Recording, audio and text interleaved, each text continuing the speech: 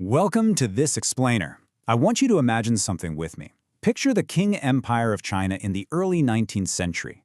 We're talking about the Middle Kingdom, a civilization that was older, wealthier, and arguably more powerful than practically anywhere else in the known world. For centuries, it felt completely untouchable.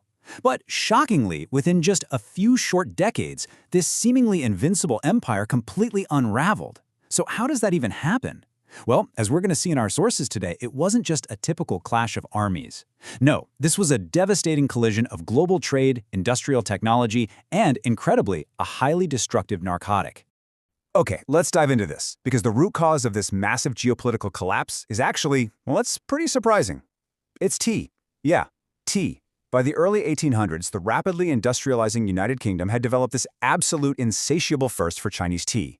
But here's the catch. China had exactly what Britain wanted, but Britain didn't really have anything that China wanted to buy. And this created a colossal trade imbalance, a massive deficit that was about to literally redraw the map of global commerce. To really understand this tension, we have to look at their completely conflicting worldviews. On one side, you've got the Qing dynasty. They were largely self-sufficient, operating on a strict isolationist model. They exported highly sought-after luxury goods, think silk, beautiful porcelain, and of course tea, all in exchange for silver. And they strictly limited all foreign merchants to just one single port city, Guangzhou. Life in China at this time was historically stable, largely because of this model. But on the flip side, you have the expanding British Empire, which basically ran on the aggressive emerging norms of open global capitalism. Because China flat out refused to buy British manufactured goods, Britain was bleeding its own silver reserves dry just to pay for all that tea. The economic pressure on Britain was totally unsustainable. So what's the solution? Well, to stop this massive drain of silver, British merchants found a ruthless workaround. They turned to a highly addictive narcotic, opium. Now, this opium was cultivated in massive quantities in British-controlled India, and then it was secretly, illegally smuggled right into China. The strategy was brutal but effective. Sell enough opium to Chinese citizens so that China would finally have to start paying Britain back in silver, which would totally reverse that trade deficit. And man, what started as an illicit smuggling operation rapidly escalated into an empire-wide crisis. We really need to emphasize the deep, tragic human cost here. Our sources vividly detail how this mass addiction completely devastated daily life. We're talking millions of people addicted across literally every level of society. Soldiers, government officials, everyday laborers, nobody was immune. The labor force was completely crippled. Ordinary families were absolutely ruined as breadwinners spent their entire livelihoods just trying to get the drug, leading to massive social upheaval. And while widespread corruption took root among government officials, the very wealth of Chinese society, all that silver, was aggressively drained right out of the local economy and funneled directly into British pockets. So from the perspective of the Qing government, their empire was literally being destroyed from the inside out. They realized the empire could no longer tolerate being poisoned. Enter Emperor Daguang, who appoints a notoriously strict official named Lin Zexu to completely wipe out the trade. Lin viewed this as an absolutely crucial defense of Chinese sovereignty and public health. So in 1839, he takes dramatic action. He locks down the foreign trading district, and at the coastal town of Humen, he makes history. He forces foreign merchants to surrender over 20,000 chests of opium, and he doesn't just confiscate it, he completely destroys the entire stockpile, mixing it with lime and dumping it straight into the sea. However, as you might guess, the view from London was entirely different. While Lin Zexu saw himself as defending his nation's sovereignty, British diplomats and merchants framed the destruction of all that opium as a direct attack on free trade, private property, and, frankly, their national prestige. Our source texts show exactly how Britain justified its next move. They framed their military aggression as a necessary action to protect commercial interests, demand compensation for all that confiscated property, and basically force China to open its markets to global capitalism. And this brilliantly illustrates the sheer inequality of what happened next. When the First Opium War officially broke out, industrial technology had created an insurmountable military imbalance between these two powers.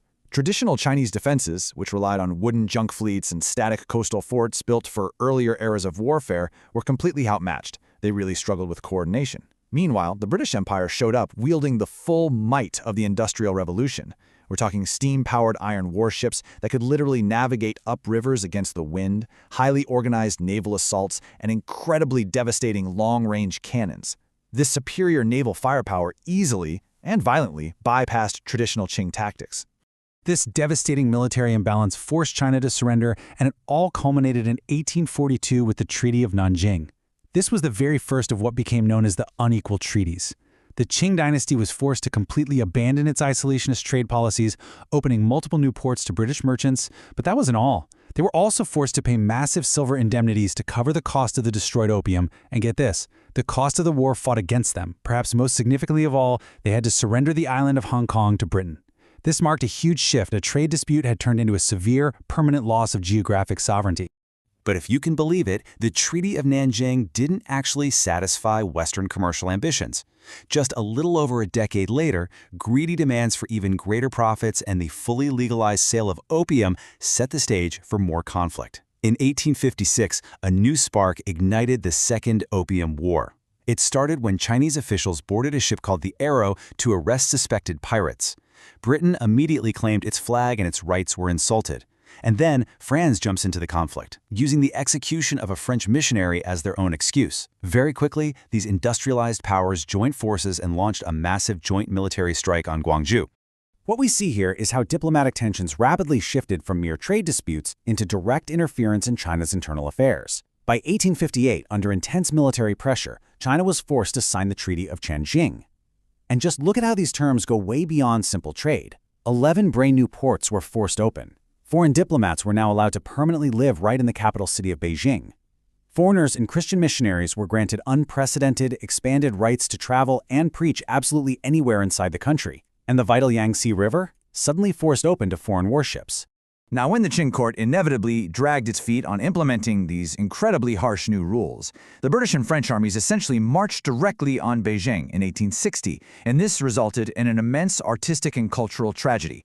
The troops reached the magnificent old summer palace, also known as Yuanmingyan, and what followed was just brutal.